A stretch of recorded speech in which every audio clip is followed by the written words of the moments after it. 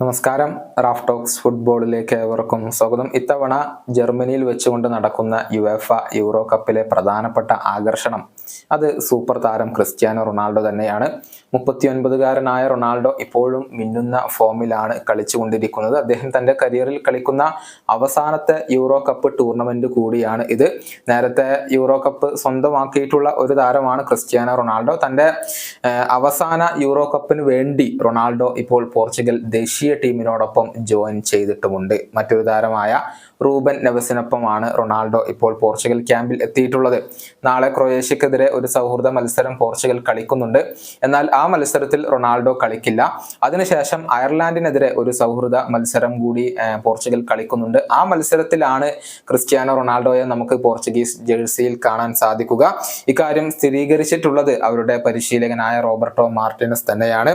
തീ പിടിച്ച കാലുകളുമായാണ് റൊണാൾഡോ ഇത്തവണത്തെ യൂറോ കപ്പിന് എത്തിയിരിക്കുന്നത്. കാരണം അത്രയധികം മാസ്മരികമായ ഫോമിലാണ് റൊണാൾഡോ ഇപ്പോൾ കളിച്ചുകൊണ്ടിരിക്കുന്നത്.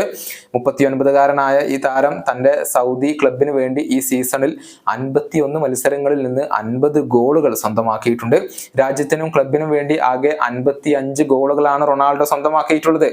പോർച്ചുഗീസ് ദേശീയ ടീമിലെ 7 താരങ്ങൾ അഥവാ Silva, Jota, Francisco, Ramos, Felix, Neto, Leao എന്നീ 7 താരങ്ങൾ ആകെ ഈ സീസണിൽ നേടിയത് 87 ഗോളുകളാണ്. അപ്പോഴാണ് ക്രിസ്ത്യാനോ റൊണാൾഡോ തനിച്ച് 55 ഗോളുകൾ ഈ സീസണിൽ നേടിയിട്ടുള്ളത്. ഈ പ്രായത്തിലും അദ്ദേഹത്തിന്റെ മികവ് എത്രത്തോളം ഉണ്ട് എന്നുള്ളതിന്റെ ഒരു വ്യക്തമായ ഉദാഹരണം തന്നെയാണ് ഈ കണക്കുകൾ. സൗദി അറേബ്യൻ ലീഗ് പൊതുവെ ഗോളടിക്കാൻ എളുപ്പമാണ് എന്നുള്ള ഒരു വിലയിരുത്തൽ വരുന്നുണ്ടെങ്കിലും അതൊരു യാഥാർത്ഥ്യമല്ല. കാരണം സൂപ്പർ താരങ്ങളായ ബെൻസിമയും റോബർട്ടോ ഫിർമിനോയും ഒക്കെ അവിടെ ഇപ്പോൾ ഗോളടിക്കാൻ ബുദ്ധിമുട്ടുന്നുണ്ട്. ബെൻസിമയും ഫിർമിനോയും സൗദി അറേബ്യൻ ലീഗിൽ 9 ഗോളുകൾ മാത്രമാണ് നേടിയിട്ടുള്ളത്. ആ സ്ഥാനത്താണ് ക്രിസ്ത്യാനോ റൊണാൾഡോ 35 ഗോളുകൾ ലീഗിൽ മാത്രമായിക്കൊണ്ട് സ്വന്തമാക്കിയിട്ടുള്ളത്.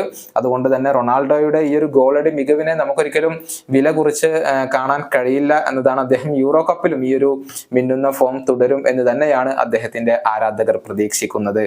ഈ വീഡിയോയുടെ അവസാനിപ്പിക്കുന്നു. മറ്റൊരു വീണ്ടും കാണാം.